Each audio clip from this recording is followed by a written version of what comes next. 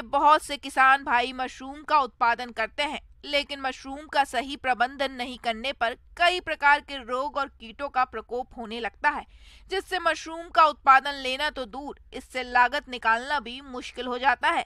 ऐसे में सही समय पर उचित प्रबंधनों को अपनाकर ही आप मशरूम की अच्छी पैदावार ले सकते हैं। तो मशरूम की फसल में कौन कौन सी समस्याएं आती हैं और इनका समाधान कैसे करें, आइए जानते हैं विषय विशेषज्ञ डॉक्टर चंद्रशेखर आजाद से।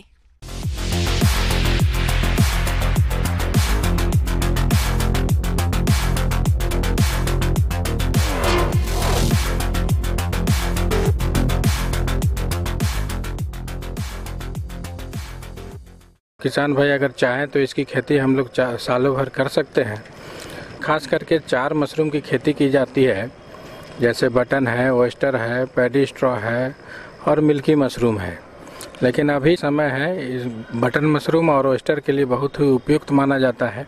हर फसल की भांति मशरूम के उत्पादन करने में कई तरह की समस्याएं आती है, जो कि मशरूम कक्ष का सही प्रबंधन नहीं करने की वजह से होती है। इसलिए प्रशिक्षण लेकर सही प्रबंधन की जानकारी लेकर ही मशरूम की खेती करनी चाहिए। तो इसमें कई एक बीमारियां आती हैं, जैसे ड्राई बबल है, वेट बबल है, इंकी कैप है, उसके बाद आपका ग्रीन मोल्ड है, ब्लैक मोल्ड है और कुछ सूत्रकृमि भी लग जाते हैं। बहुत सारे इंसेक्ट का भी प्रकोप हो जाता है। तो ऐसे बीमारियां आने पे हम लोग अपना जो उत्पादन होना चाहिए मशरूम का, वो बहुत हद तक प्रभावित हो जाता है। तो पहले क्रम में आता है ड्राई बबल, जो वर्टिसिलियम नामक स्पीसीज से होता है। एक तरह का फफूंद जनित रोग है। इसका लक्षण इस प्रकार के है, ऊपर से क्या होगा कि छोटे छोटे बबल्स दिखाई देंगे, फल जो है पूरा प्रफुल्लित नहीं हो पाता है, छोटे छोटे रह जाते हैं। और इसके निदान हेतु हम लोगों को जो भी कंपोस्ट बनाते हैं उसमें हम लोगों को ध्यान देना है कि पीएच खास करके जो 7 के आसपास होना चाहिए वो मेंटेन हो। खाद की प्रक्रिया पूरी होने के बाद किसी प्रकार का अमोनिया का गंध नहीं आना चाहिए। और जब इसमें मटन मशरूम की जब फ्रूटिंग होने लगती है उस समय हम लोग खास करके 18 से 20 तक इसका टेम्परेचर हम लोग मेंटेन अगर करके रखें तो ये ड्राई बबल से हम लोग निजात पा सकते हैं। हरी फफूंद ये एक सामान्य रोग है। इसमें मशरूम पर हरे बैगनी रंग के धब्बे दिखाई पड़ते हैं, जो धीरे धीरे पूरे मशरूम कक्ष में फैलने लगते हैं। इनकी रोकथाम के लिए फार्मेलिन घोल में कपड़े को डुबोकर और प्रभावित क्षेत्र यानी रैक को अच्छी तरह से पोंछ दे और फॉर्मालिन दवा का घोल बनाकर छिड़काव करें। तो किसान भाइयों, इसके लिए हम लोगों को सजग रहना पड़ेगा बीज के इस्तेमाल के शुरुआत से ही।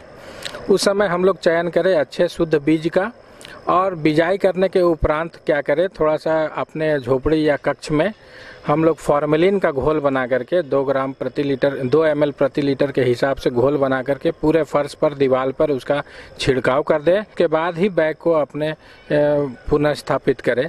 लेकिन अगर किसी बैग में अगर ज़्यादा कंटामिनेशन हो, ज़्यादा हरा रंग दिखाई दे रहा हो, तो उस बैग को हम लोगों को वहाँ से हटा करके अलग कर देना चाहिए और कहीं दूसरे जगह ले जा करके गड्ढे में उसको गाड़ देना चाहिए।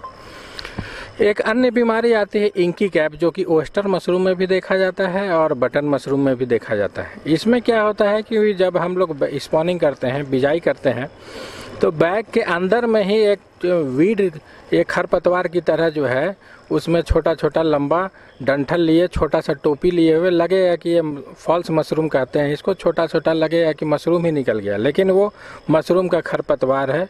वो उसके निदान हेतु हम लोग क्या करते हैं कि जो हमारा सबस्ट्रेट होता है, जो धान या गेहूं का हम लोग नेवारी या पुआल का जो कुट्टी काटते हैं ओयस्टर के केस में, या हम लोग बटन मशरूम में जो हम लोग कंपोस्ट बनाते हैं, उस समय हम लोगों को अपना कंपोस्ट को बढ़िया से स्टरलाइज करना चाहिए केमिकल के माध्यम से या हॉट वाटर ट्रीटमेंट के माध्यम से। केमिकल में हम लोग फॉर्मेलिन 1% और बेबेस्टिन 2 ग्राम प्रति लीटर के हिसाब से हम लोग सबस्ट्रेट को बढ़िया से उपचारित कर ले, तो इस तरह का हम लोग इंकी कैप से निजात पा सकते हैं।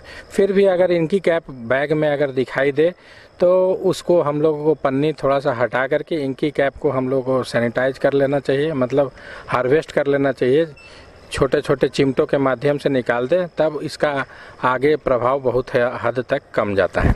कीड़े मक्खियों की समस्या, सैक्रिड मक्खियाँ, फॉरेड मक्खियाँ, सेसिड मक्खियां मशरूम और स्पॉन की गंध पर हमला करती है। ये कीट मशरूम पर अंडे देती है और फसल को नष्ट कर देती है। इनकी रोकथाम के लिए मशरूम कक्ष के प्रवेश द्वार, खिड़कियों और रोशनदानों पर पर्दा लगा दे। मशरूम गृहों में मक्खीदान अथवा मक्खियों को भगाने की दवा का इस्तेमाल करें। कुटकी या पिल्लू, ये बहुत पतले व रेंगने वाले छोटे छोटे कीड़े होते हैं जो मशरूम पर दिखाई देते हैं। ये हानिकारक नहीं होते हैं, किंतु जब ये बड़ी संख्या में मौजूद होते हैं तो नुकसान बहुत पहुंचा जाते हैं। इनके नियंत्रण के लिए मशरूम कक्ष और आसपास में साफ सफाई की व्यवस्था रखें तथा दवा का घोल बनाकर छिड़काव करें। जब भी मशरूम कक्ष में जाएं तब हाथ व पैरों को अच्छी तरह से साफ कर लें और मुंह पर मास्क जरूर लगाएं। इसके बाद अन्य बीमारी आती है सड़ने वाली, जो जीवाणु से होता है, सड़न रोग पैदा होता है। तो इसमें भी देखा जाता है कभी कभी कि बैग जब हम लोग इसका ट्रीटमेंट करते हैं पोषाधार का या सबस्ट्रेट का, तो उसमें नमी की मात्रा बहुत ज़्यादा रह जाती है। जैसे हम लोग बिजाई के समय देखना चाहिए कि जब हम लोग मुट्ठी बांध करके निचोड़ते हैं तो उसमें से किसी तरह का पानी चूना नहीं चाहिए। अगर ज़्यादा मॉइस्चर में अगर बिजाई कर देते हैं तो ये सड़न रोग भी पैदा हो जाता है जो जीवाणु से होता है। तो इसमें क्या करें कि ओयस्टर के केस में अगर इस तरह का बीमारी आती है तो हम लोग क्या करते हैं, उसमें 17-18 छिद्र बना देते हैं और 2-4 छिद्र बेस में नीचे में बनाते हैं, जिससे कि अगर एक्स्ट्रा मॉइस्चर हो तो वहाँ से अवशोषित होकर के एरिएशन होकर के वो थोड़ा सा मॉइस्चर कम जाए। और फिर भी अगर काला भूरा धब्बा अगर दिखाई दे रहा है बैग के चारों तरफ तो और सड़ने की प्रक्रिया अगर हो रही है तो इसमें स्टेप्टोसाइक्लिन या स्टेप्टोमाइसिन जो पाउडर या लिक्विड दोनों में आता है, उसका पानी में घोल करके बैग के ऊपरी परतों पर अगर हम लोग पन्नी के ऊपर से छिड़काव करते हैं तो देखा जाता है कि इससे हम लोग निजात पा लेते हैं। सूत्रकृमि की विभिन्न प्रजातियां मशरूम की फसल में हानि पहुंचाती है, परंतु भारत सहित विश्व भर में एफ्लेंको आइडिस कंपोस्टिकीला सबसे हानिकारक प्रजाति है। यह सूत्रकृमि माइसीलियम का रस चूस कर मशरूम को नुकसान पहुंचाता है और 13 से 25 डिग्री सेल्सियस तापक्रम पर अच्छी वृद्धि करता है, जो कि मशरूम के आकार को प्रभावित करता है।